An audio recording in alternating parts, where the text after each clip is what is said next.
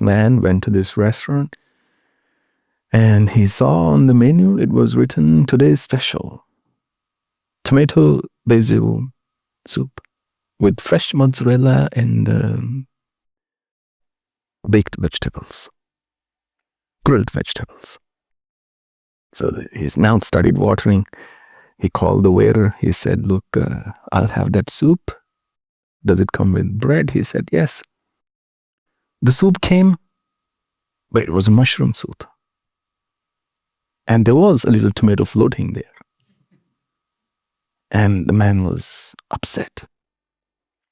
You know how upsetting it can be when you're expecting a certain kind of food, you go in a restaurant, you order and something else shows up. You are pretty much ready to eat the server at that time. Mm-hmm. So this man was furious. He said, what the hell is this? There is no tomato. There is no fresh mozzarella in this. And the vegetables are certainly not grilled.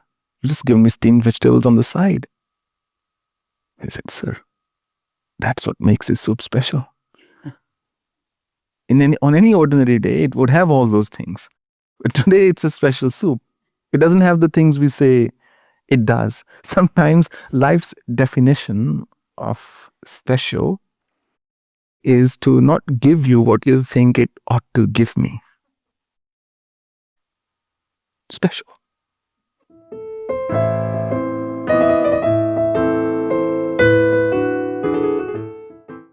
And the question is, I try very hard to change myself. And I do too. But my old tendencies rush back, and I find myself falling in the same rut again. What do I do?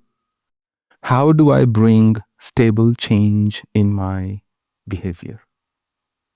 Deja vu, I get this feeling.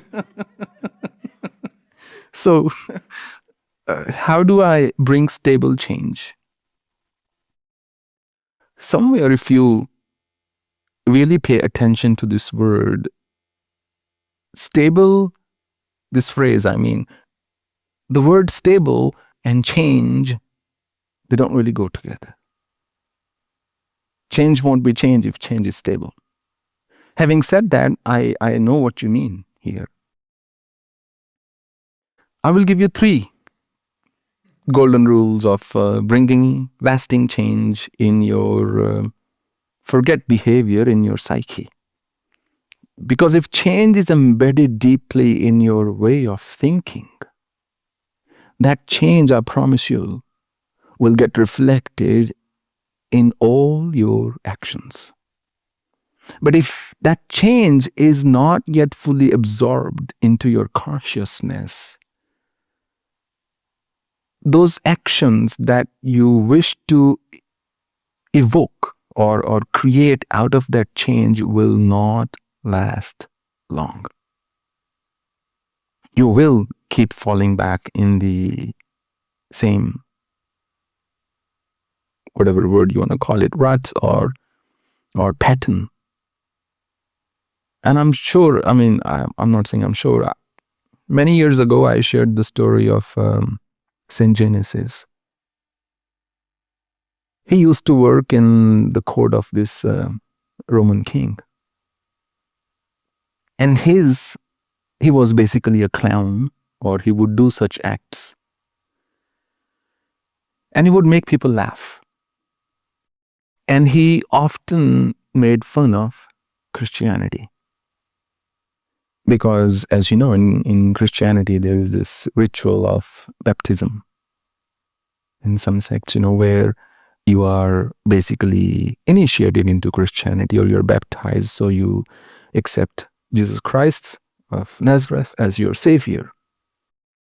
So, what he would do, he would mock Christ, and he would mock Christianity. And he would make people laugh. And it is not uncommon. Even today, if you look at some of the comedians, they would target religions, particularly Hindu religion, because nobody speaks up. The gods, the deities, everybody is made fun of. Saints, the custodians of this religion, everybody is mocked by some group of people. And this is not a new thing. So more than 1800 years ago, he would do the same thing. And then as part of his act, there would be a big vat, like a vessel, a vat, right in the middle of the on the stage. And he would mock, jump people, like put people and pull out people, and everybody would laugh. One time he was taking the name of Christ and he accidentally fell in that vat. When that happened, something in him changed.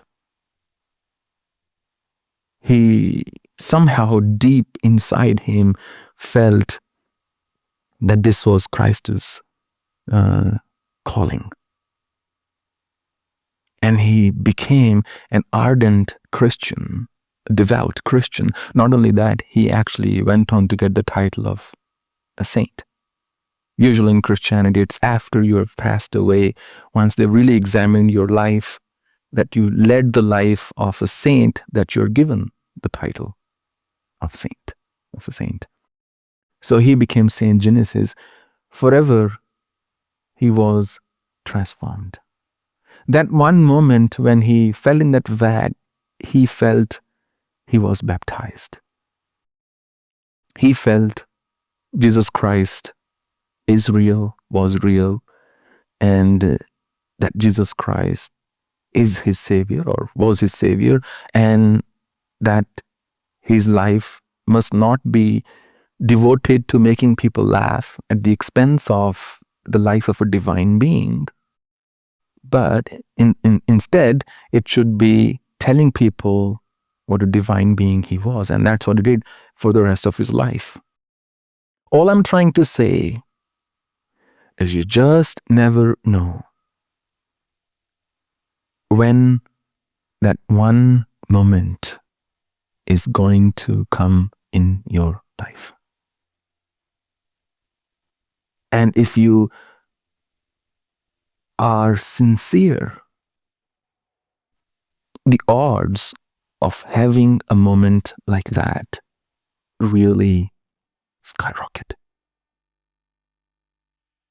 They really go up. Mind you, in my life, my defining moment was the vision of Mother. And that really changed me in a way that I'm absolutely not ashamed, no matter how scientific the world may be, to say that I'm a religious person. That experience was so transformative for me that I don't mind the educated people mocking me, but this is my belief, not based on some reading or secondhand knowledge.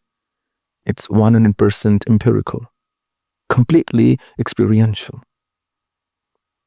So the first thing of lasting change is, the thing is, you gotta keep up your hope. You just have to keep walking one step at a time, and you just never know when that change, when that moment might arrive. And in a heart that's inherently pure, free of pretense, that's the number one rule of purity. Just being honest is pure. Because everything else stems from that, if you really think about it. For a pure heart, it's the most fertile ground for the seed of spirituality to not just sprout, but one day become a giant tree and provide shade to many other creatures. So the three golden rules of bringing lasting change in yourself, the change you desire. The number one rule, or top on my list, is you've got to start transforming yourself gradually. Take just one habit that you wish to drop, or one new habit that you wish to create, and go for it. Make a resolve, have a resolution of 40 days or something like that, that I will not do this for 40 days, or I will do this for 40 days. And then also, based on your temperament, some changes are easier to make compared to others. So that change will start to make a difference in your life. You can't say that I'm going to get up tomorrow morning and I won't be able to recognize myself in the mirror. Right? Nobody's that lucky. Good change takes time. All great things take time. But you have to be committed to that change. Because as you change your habits, one by one thing at a time, your way of looking at the world will change. That's what Krishna said earlier. And when that changes, you will look for different things automatically in your life. Otherwise, with the same mindset but different behavior, you will keep not only looking at the world with the same eyes, you will keep wanting the same things from the world. When Einstein was 2.5 years old, his mother got pregnant with another child. And one time Einstein was saying, look, I need some toy. They said, look, we're getting a new toy for you, but you just have to wait a little. A kid, 2.5 years old, he waited. When the baby arrived and his parents announced, they said, Albert, we've got the toy for you. See how cute this toy is? And it's true. So Einstein looked at it and he said, but where are the wheels? I can't play with this baby. There are no wheels. How do I move it like a car? It has no wheels. I can't play with this toy. The point is, if your mindset is of that child, you will keep, of that boy in this instance, you will keep wanting your toys to have wheels. Unless you shift your mindset, unless you shift your perspective, you will keep wanting the same things from others and from life, and that triggers, or such things trigger our behavior. Unless I change myself one bit at a time, my way of looking at the world won't change. And if that doesn't change, you will not experience anything transformative. Second is, bring a degree of consciousness into all your actions. You've got to find some way of telling yourself that when you're about to say something or do something that you might regret later on, something has to remind you that you want to take a step back and think about it for a moment. Like we shared the golden rule in regards to anger a few days ago. Postpone your anger. Similarly, postpone your action or reaction, and you can only do that if you are mindful. You must have heard, Newton's dog, his name was Diamond. And Newton was also a deeply religious man, by the way. In fact, so many of his writings on God were discovered later on, and people in the scientific community, they really almost considered him an outcast because he spoke about God. They said he wasn't really a scientific mind after all. Anyway, so his dog Diamond was really an integral part of Newton's life. Isaac Newton, man who gave us the laws of gravity. One day, He finished a major thesis of his, and he was so relieved that he decided to go for a stroll.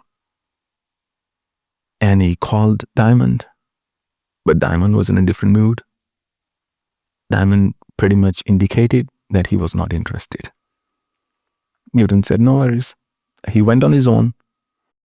In his absence, somehow Diamond found this new energy and he started playing around. He was all by himself, home alone. In one of those moments, he knocked down the candle. And the candle fell right at the edge of the thesis. And in practically a matter of seconds, the whole thesis with paperweight on it started burning, started turning to ashes. By the time Newton came back, Diamond was yelping. And he said, what's wrong, Diamond? What's wrong? And then he realized that that fire had really pretty much destroyed his entire thesis. Those were the days when there were no photocopies. Forget backups in a computer. And he stood there stunned, absolutely dumbfounded. And he picked up Diamond again, and he patted his head, and he said, Diamond, oh Diamond, do you even know what you've done, puppy? Do you even know what you've done? In Newton's words, he said, this was the most important work of my life. Spent a good 2 or 3 years arriving at that. There is hypothesis and then there is thesis. And that the conclusion that he drove, the subject matter he really perfected in that thesis. And Diamond destroyed it.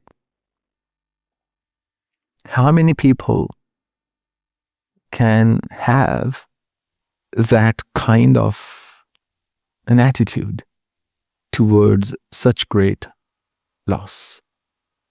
Had his son or wife or somebody done it, I'm not sure what his reaction would have been then.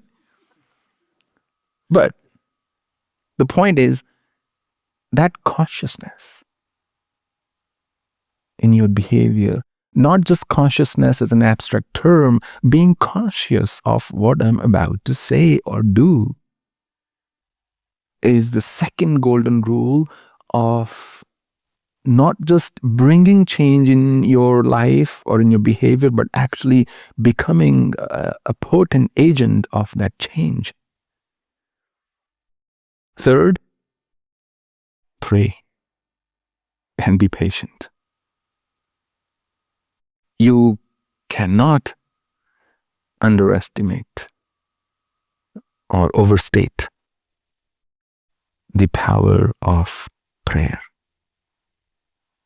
When it arises from the deepest corner of your heart, it is as miraculous as the most miraculous thing you can imagine in the universe. So to this person and everybody else who asks this question, take up small habits, bring a degree of consciousness in your actions, and learn to pray and be patient. Because I promise you, you will change. We all change. We change more often, more rapidly than we even care to notice sometimes. What you wanted 10 years ago is not what you want now. What you want now, thankfully, you won't want 10 years from now. Such is the way life goes. This man went to this restaurant and he saw on the menu, it was written, today's special, tomato basil soup with fresh mozzarella and baked vegetables, grilled vegetables. So his mouth started watering. He called the waiter. He said, look, I'll have that soup. Does it come with bread? He said, yes. The soup came, but it was a mushroom soup. And there was a little tomato floating there. And the man was upset. You know how upsetting it can be when you're expecting a certain kind of food, you go in a restaurant, you order and something else shows up. You are pretty much ready to eat the server at that time. Mhm. So this man was furious. He said, "What the hell is this? There is no tomato. There is no fresh mozzarella in this. And the vegetables are certainly not grilled. You just give me steamed vegetables on the side." I said, "Sir, that's what makes this soup special. On any ordinary day, it would have all those things. But today, it's a special soup. It doesn't have the things we say it does." Sometimes life's definition of special is to not give you what you think it ought to give me. Special. We reserve this term for some very exclusive things. But this is also exclusive in its own right. The thing is, if you are upset with yourself, then rather than being more upset with yourself, you've got to ask yourself, what is it that's actually bothering me? And somewhere Ramana Maharishi's that learning who am I comes very handy then. If you keep asking yourself this question, who in me is bothered? Who in me wants to lash out? At whom I want to lash out? You'll have some names, hopefully. But who are these people? So if you ask yourself these questions repeatedly, who am I? What is actually bugging me? Who in me is getting upset? You will come up with some fantabulous answers. And you would also then recognize how none of it is necessary, much less helpful. When you understand the impact of the change you wish to bring in you, it motivates you enough to bring that change eventually. And even though I've used the word eventually, what I mean to say is gradually. But ultimately, it happens. It's not an event, I mean to say. It's not an event that we say, today I've changed. It's a process, which is not as lucky for the ones putting up with the change, I suppose.